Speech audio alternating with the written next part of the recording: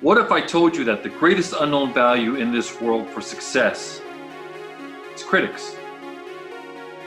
Would you believe me? Join me as I look to open your mind and explore this topic here on The Awakening.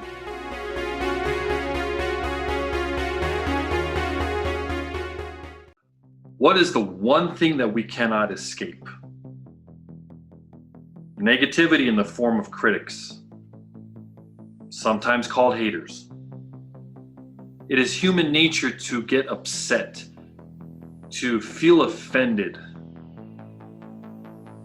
to be pissed off, to feel the need to defend ourselves because this person is attacking us. That's part, like I said, of human nature, our senses that tells us to run or to fight, keeps us safe. But what we're not taught is that negativity is very, very valuable.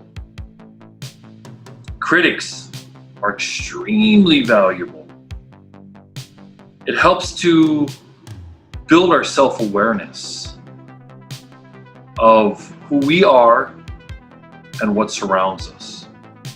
I personally believe that there is a positive lesson in every form of negativity. You just have to exercise the patience to understand what is being said to you and how it is being said to you, instead of jumping straight on emotion and fighting. That's not how to handle things.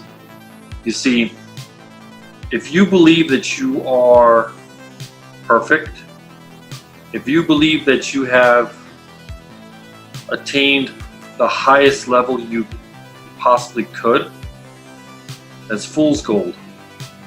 You're tripping. These critics are valuable because they help us grow. They help us point out probably a deficiency in ourselves or reinforces what we're actually doing and that we are actually doing something of value. You see, sometimes critics like to make judgments because something is wrong in their life. Maybe they are envious of what you are doing or what you are about to do because they don't have the courage or the drive to put those wheels in motion. Maybe they want to be you. They want to look like you. They want to have your friends or your confidence. So they find some way to rob it from you by unleashing these comments, by saying these visceral things that are meant to hurt you because they're hurting. And then there's these other critics that are making these certain comments because it's truth. It's all about how you perceive the information being said to you. Now, when I was younger, and up until my late 20s, before I turned 30, I used to take things very emotionally. I used to feel attacked when people were saying negative comments. I used to take it personal. I used to want to fight, getting these people faces to ask them why. What did I ever do to you?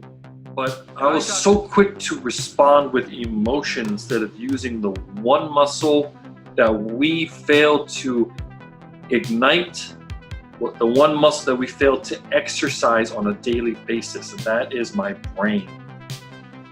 I failed to step back and look at the situation objectively. And that was on me because I didn't know. And a lot of the negativity and the critical responses that were coming towards me were pointing out a lot of truths. Things that I didn't want to face. Because I was hiding behind my own fears, my own lack of confidence. Truth be told, what they were saying to me were things that I had already thought about. I was just too afraid to address it, embrace it, say it out loud. I used to hide behind pains of my past, my childhood, all the negative things that happened to me that really affected my attitude, how I treated others. And I didn't find value in it until my mid-30s, until I went to school and learned a few things, until I stopped talking and trying to create a response. I learned to listen. I learned to hear what was being said to me. I learned to look for the truth. Wasn't easy. It was very, very difficult. And I found out that the more emotional it stung me was actually the closest to the truth that I knew, that I already knew. So instead of getting angry, I'm thankful. I'm thankful for a negative situation happening. I'm thankful for critics. I am. I'm thankful for responses because it's helping me grow and it's moving me towards a goal that I'm trying to obtain. But there is a difference between critics and critiques. You see, a critique comes from somebody who actually cares about you, who actually cares about your situation, who actually wants you to succeed, to reach the heights that you're dreaming of and to push beyond those barriers. And in order to do that, they have to point out the things that you are not recognizing, that you are not acknowledging, that you need to fix. And it might be small things, it might be very big things.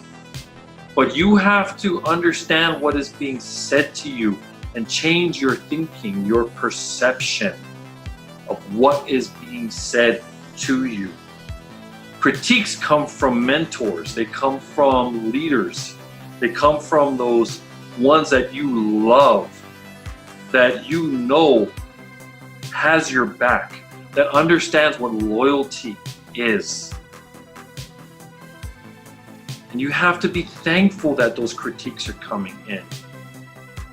Those are the easiest to read because you know where that person is coming from.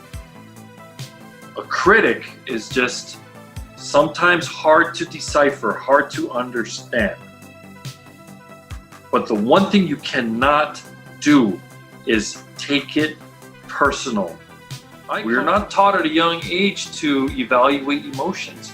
We're taught to defend our honor, to do the right thing that doesn't make us look or feel stupid, because the stakes are higher. Back then, you could throw fists, people hug it out afterwards. Next thing you know, they're best friends. The person you just fought with becomes your best friend. Nowadays, you throw fists, somebody could die. Somebody could get seriously hurt over stupid words. A lawsuit kicks in. Now you lose everything. All of those things you've worked hard for. And you may not even have to throw a punch, you could just throw a response. And that could get you fired from your job. It's not what you intended, because you felt like you had to defend yourself. That is why you cannot respond with emotion. Tuck it away. Understand, process, ask questions to the person. I realize that if I ask questions to people who I feel are critics, and if they cannot respond back to me in a timely manner, that means they're not smart enough to understand what they are saying to me and that they are acting off of emotions. So I can't get mad at that. And they felt that today of all days is the day that I'm going to get on you. It doesn't matter. Walk away. You still got your life. God has blessed you with many things. Walk away. Smile. Process. If you find useful information in what was said to you, take it in, absorb it, embrace it, and find some way to utilize it to change yourself. If you found that that critic was just being an asshole, they were just having a bad day, then walk away, let it go, and smile, knowing that it has nothing to do with you. Learn the difference between critics and critiques. And how do you learn the difference? By learning how to hear what is being said to you instead of just listening to what is being said. Because sometimes we like to listen with dead space. We tune these people out and we don't really understand what they are saying to us. We can't do that. Or sometimes we just listen while building a response because we're feeling attacked and we're just waiting for that moment to pounce, to say something back to these people, back to that critic. Don't have to. You don't always have to defend yourself physically or with words. When people tell you that defend yourself with actions, it's not putting up the fists, throwing punches, saying as many swear words as you can and putting that person down. No. If it pertains to a business and people are being critical of you, then put more effort into your business and make that business successful. And let your business talk for yourself. If it's just a personal attack on you, how you look, where you work, where you live, how you dress, put action behind it by continuing to grow your self-awareness that builds your confidence and live your damn life. Because if you really loved who you are and what you are, you will not let these critics affect you. They will not take your shine. Don't let them take your shine. But if you feel that what they are saying is true, and you know how that feeling is, you sit and you go, maybe they're right. You're telling yourself the truth.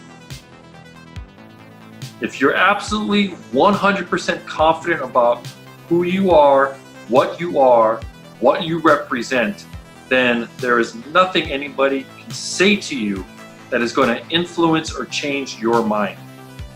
Shine on. But you have to know the difference between listening and hearing. Hearing is really taking a step back and understanding what is being said to you and processing how the person is saying it and probably looking at where they are speaking from. Is it from emotion? Is it from truth? Is it from facts? And if it's from facts, you can correlate those facts because you will know that it's the truth because you've thought about it. You've probably said the same words that that person is saying to you. But you won't know that if you don't hear them out. Now, I've had a question come across to me about, okay, so you hear them out and you figure out that they are just being absolutely rude and negative and in your face. How do you respond? And I tell them I use the 5-second rule. I sit there after they respond and I count to 5 seconds in my head. And if I don't have something nice to say in 5 seconds, I continue on with another 5 seconds. I give myself 2 rounds, 5 seconds to sit there and try to come up with a thoughtful response. And if I can't, I just sit there and go, yep, you're right. Why do I do that? It's not being submissive. I just don't care.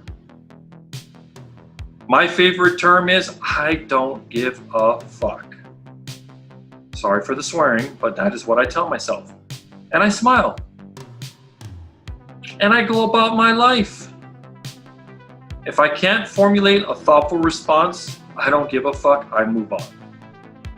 I go and live my life. If I felt that it really had a profound effect on me, then I will think about it a little bit more on my time.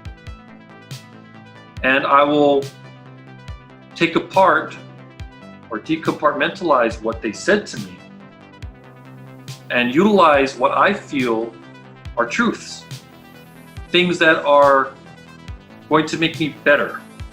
Because that is my goal every day, is just to be better than what I was yesterday, and so that I can be greater tomorrow as I chase down my goals. But it starts from hearing people out. So you have to understand what the difference between a critic and a critique is. Now, I'm going to leave you with this. Perfect example is Tiger Woods. I know this has been a hot subject because he just won the Masters, but think about this. He was a golfing god for a long time, for decades, sitting on 14 majors. Nobody's going to catch him. No, I'm pretty sure nobody's going to catch him within the next 50 years. And people wrote him off. And he heard every single critic. And instead of lashing back, instead of getting mad at the media, instead of being angry at everybody that put him down, that put him on the shelf, that thought of him as extinct, he put effort, he practiced patience, and he was very thankful. He came into the Masters on media day before the tournament started, and he thanked all the media members. He has a new outlook on life, and he absorbed all the criticism by putting in work, by putting in the necessary work to achieve what he wanted to achieve. And he didn't carry a chip on his shoulder like most athletes. He understood that the criticism was warranted. But he was just grateful and thankful to be able to have the opportunity to golf, to be in that position, to play at the highest levels possible. He was grateful. He heard what everybody said, and he utilized that by putting it into effort and vision. I believe the critics doubled his focus to get back, to take that year off after making a comeback, to get his shit straight. And now look, this is not a fluke, people. Tiger Woods won his 15th major. I highly believe that because his mindset is in a better place, he's going to surpass Jack Nicklaus's 18 majors. Thank you for tuning in. Thank you for sitting through this long episode. If you guys got any questions or comments, please leave them below. I'll be more than happy to address them in a future episode or through an email. If you guys like what you've heard, please subscribe. Please, please, please, please like and tell a friend. Until next time, buckle up, strap in, and we'll see you on the other side.